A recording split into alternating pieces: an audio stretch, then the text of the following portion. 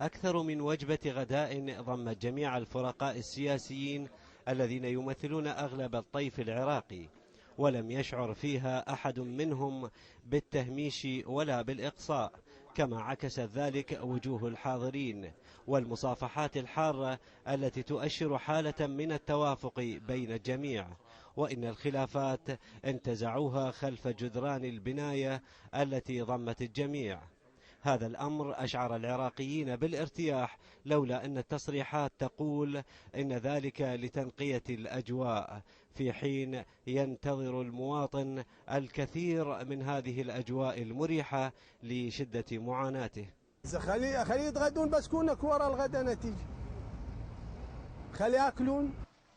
الفقراء الذين يتعرضون لعملية إبادة وانقراض وربما ستنخفض نسبتهم في العراق بفعل ما تقوم به السيارات المفخخة والانتحاريون، لا بفعل تحسن في أوضاعهم.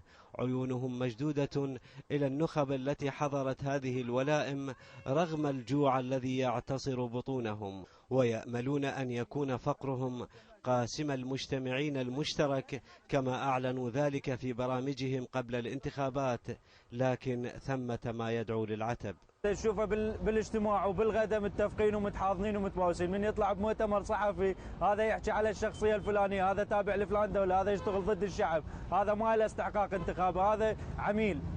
هذا وضع. والوضع الثاني نشوفهم مرة الثانية بالاجتماع مباوس ومحاضن وشغلات. احنا نريد فد شيء ملموس للشارع العراقي، فد شيء اللي يقدم للشعب العراقي. أبو خضير الذي يسكن في بيت تعداد ساكنيه 21 نفرا يعيشون على هذا الكشك البسيط أمام البيت.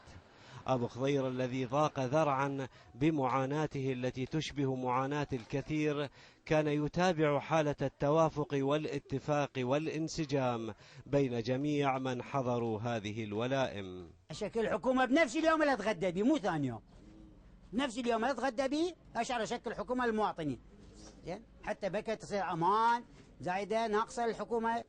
جميع الفرقاء يؤكدون على تبنيهم لموضوع حل أزمات العراقيين التي تبدأ بالكهرباء، والله أعلم بماذا تنتهي كما يقولون، وهذا يعكس اتفاقا على مشروع واحد، ويأمل العراقيون أن يكون المانع خيرا من تشكيل حكومة سريعة ما دام الأساس مشتركا. وقد أسرني أبو خضير أنه على استعداد أن يصوم ل3 أيام مقابل أن تشكل حكومة سريعة تنهض بأعباء العراقيين.